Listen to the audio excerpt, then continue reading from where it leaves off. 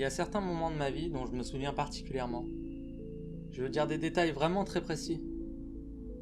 Je sais pas si on peut dire qu'il s'agit d'une bénédiction ou même d'une malédiction, puisqu'il y en a certains que j'aimerais voir passer aux oubliettes, et le plus significatif d'entre eux était sans doute cette pièce de théâtre. Je reste plutôt vague quand je dis cette pièce, étant donné que j'ai assisté à de nombreuses représentations théâtrales dans ma vie. Les films m'ont souvent ennuyé, et puis il y avait quelque chose sur scène qui rendait l'expérience différente. Les acteurs, pour peu qu'ils soient bons, rendaient l'expérience tellement plus réelle à mes yeux, et depuis que j'ai assisté à ma première représentation, quand je n'étais encore qu'un jeune garçon, je suis devenu accro. J'ai fini par déménager en ville, et j'ai assisté à des pièces de théâtre autant de fois que j'ai pu. Certaines étaient assez coûteuses, mais l'argent n'a jamais été un obstacle entre moi et mes loisirs. Toutefois, j'ai été particulièrement intéressé quand j'ai vu l'affiche pour les chœurs de la jeunesse. J'avais vu cette affiche dans la rue, pas loin du théâtre populaire de la ville. À vrai dire, ce qui a le plus attiré les spectateurs était la gratuité de la représentation. Évidemment, cela semblait être synonyme d'une pièce pas terrible, mais qui refuserait du divertissement gratuit? Le spectacle était présenté par la troupe des Masqués de Minuit, dont je n'avais jamais entendu parler. J'ai fait quelques recherches sur eux en amont de la présentation, mais je n'ai absolument rien trouvé, ce qui m'a fait supposer qu'il devait s'agir d'une jeune troupe. Avant de continuer, je me dois de spécifier que les affiches pour les chœurs de la jeunesse devenaient de plus en plus nombreuses. Au fur et à mesure que le soir du spectacle approchait, j'avais l'impression de ne plus pouvoir passer dans une seule rue sans voir une affiche disant « Les chœurs de la jeunesse, spectacle gratuit, ce samedi ». Je sais que toute troupe a besoin de se faire connaître, mais cette fois ça me semblait quelque peu ridicule. Il y avait des affiches placardées sur les voitures, des flyers dans chaque boîte aux lettres, et même des posters sur les propriétés privées. Ça commençait à en déranger certains. Enfin, jusqu'au soir fatidique. Les affiches ont eu un effet certain, puisque tout le monde était au courant qu'il y avait une représentation. En dépit du fait que cette dernière avait commencé en retard, le théâtre était plutôt rempli. Peut-être pas autant que pour d'autres pièces, mais certainement plus que la moyenne. La troupe n'avait eu aucun mal à attirer la foule. Toutefois, je ne m'attendais pas à une qualité de production des plus grandioses. Il était 22h30 lorsque les lumières se sont affaiblies dans la salle. En principe, on nous propose une sorte d'introduction à ce moment, mais ça n'a pas été le cas pour ce spectacle. En effet, le rideau s'est levé immédiatement, relevant une scène lumineuse. Cet acte mettait en scène une femme assise sur une chaise au centre des planches. Elle portait une robe jaune clair, des gants blancs, ainsi que des talons hauts. Tout cela aurait eu l'air normal si elle ne portait pas ce masque rose, lequel représentait un visage de femme qui aurait étalé sur celui-ci une quantité repoussante de maquillage. Le masque n'avait pas l'air d'avoir été fait par un professionnel, puisque les détails n'étaient pas très soignés. On aurait dit qu'il avait été fait à la va-vite en 5 minutes. L'actrice est restée assise pendant environ 10 secondes, en observant l'audience, puis a commencé à sangloter légèrement. Tout au long de l'acte, la femme semblait jeter de rapides coups d'œil vers sa gauche, vers les coulisses. Elle semblait regarder quelqu'un, ou quelque chose. Visiblement, ça n'était pas dans le script, puisqu'elle se retournait systématiquement vers le spectateur, comme si elle avait l'impression d'avoir fait quelque chose de mal. Tout ceci a duré dans les 5 minutes, et les sanglots devenaient de plus en plus forts, à intervalles réguliers. J'étais sur le point de m'en aller, lorsque les rideaux se sont refermés brusquement, laissant place à l'acte suivant. L'audience regardait autour d'elle, confuse. Il était clair qu'il allait s'agir d'une pièce de piètre qualité, mais au moins aussi étrange. C'est par ailleurs ce qui a captivé l'attention de la plupart du public, je suppose. Une part de moi me disait de ne pas perdre mon temps ici, mais d'un autre côté, je pensais qu'en restant, je pourrais voir ce que cette production avait de plus à proposer. Les rideaux se sont à nouveau ouverts, révélant une scène très similaire à la précédente. La même femme masquée était assise sur sa chaise et pleurait.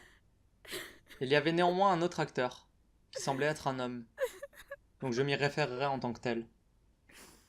Il était vêtu d'un costume noir, avec une cravate rouge et jaune qui semblait sortir du contexte de sa tenue. Il était lui aussi masqué, mais portait un grand masque à gaz. Il se tenait simplement derrière elle, les bras devant lui. À cause du masque, on pouvait évidemment pas apercevoir son visage, mais je pouvais décerner une sorte d'expression se dessiner en dessous de celle-ci. J'avais l'impression qu'il anticipait quelque chose, étant donné qu'il regardait de temps en temps la femme avec insistance. L'acte dura environ 2 minutes, puis le rideau s'est abaissé une nouvelle fois.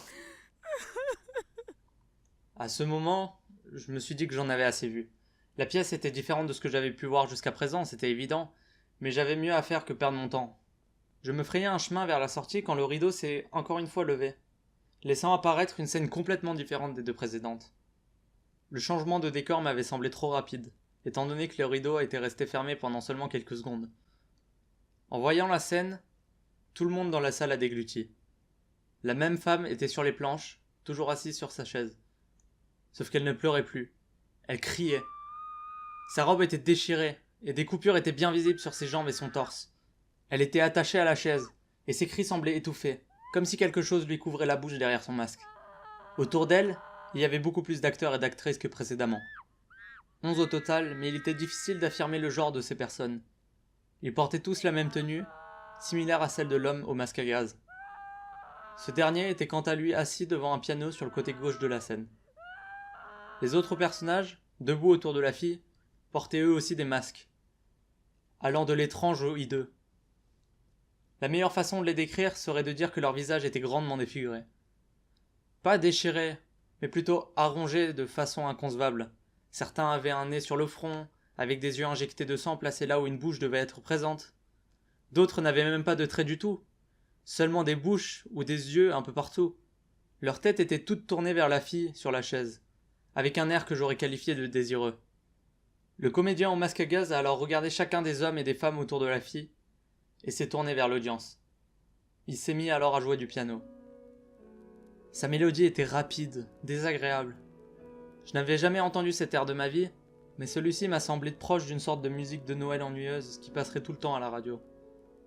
J'entendais encore la musique de façon distincte tandis que les rideaux se sont baissés, quelques secondes plus tard. Les rideaux fermés, la musique continuait de jouer, mais a vite été interrompue par de lourds bruits de pas, puis par des bruits de lutte. Il y eut un mélange confus de myriades de phénomènes en peu de temps, donc désolé si je ne suis pas très précis. Mais les cris de la fille étaient plus forts que jamais. Il y a eu des bruits de chaises brisées, puis ceux d'une foule qui se bouscule. L'audience poussait des cris de surprise chaque fois qu'on entendait des faibles sons de déchirure, de quelque chose qu'on ronge, ou parfois même un grognement agressif de la part de quelqu'un de l'autre côté du rideau. Les hurlements de la fille ont cessé au bout d'1 minute seulement, peut-être même moins. Tout le monde dans le théâtre était complètement silencieux. Personne ne savait quoi penser de l'objectif de cette représentation théâtrale, certains se demandaient même s'il s'agissait vraiment d'une pièce de théâtre. J'espérais seulement qu'il ne s'agisse là que d'une genre de farce, ou d'un spectacle étonnamment centré sur le sadisme. L'air de piano jouait toujours avant la scène suivante, ou plutôt ce qu'il en restait. Le rideau s'est levé et a laissé apparaître une scène vide, à l'exception de l'homme au masque qui jouait toujours du piano. Il y avait des morceaux de chaises ensanglantées au centre de la scène, accompagnés de traces rouges étalées sur le sol tout autour. Près de ce qui semblait être du sang, il ne paraissait plus avoir aucun signe de la fille qui était assise là auparavant. Lorsque l'homme au masque a eu fini de jouer, il s'est avancé vers le centre de la scène. Il s'est alors tourné vers un public médusé, s'est incliné de façon formelle, et enfin est sorti de la scène par la droite. Le rideau s'est alors baissé une dernière fois, alors que dans la salle, tout le monde restait silencieux. Je suppose que tout le monde espérait, comme moi, voir une sorte de conclusion à ce spectacle, mais il n'y en avait pas. Dès le moment où l'homme masqué avait quitté la scène, c'était terminé. Le théâtre s'est empli de chuchotements paniqués et d'appels aux familles, ainsi qu'à la police. Cette dernière est arrivée peu de temps après, et a procédé à une rapide enquête avant de faire évacuer la salle, qui a été fermée un peu plus d'1 mois après l'incident. De toute manière, je n'avais aucune intention d'y retourner voir quelque spectacle que ce soit avant un moment.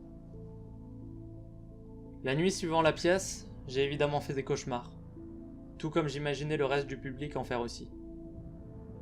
Je continuais à m'accrocher à l'hypothèse qu'il s'agissait d'une blague visant à effrayer de la façon la plus réaliste possible.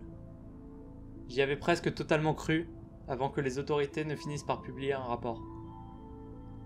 La femme qui pleurait et criait sur cette chaise, ce n'était pas une actrice.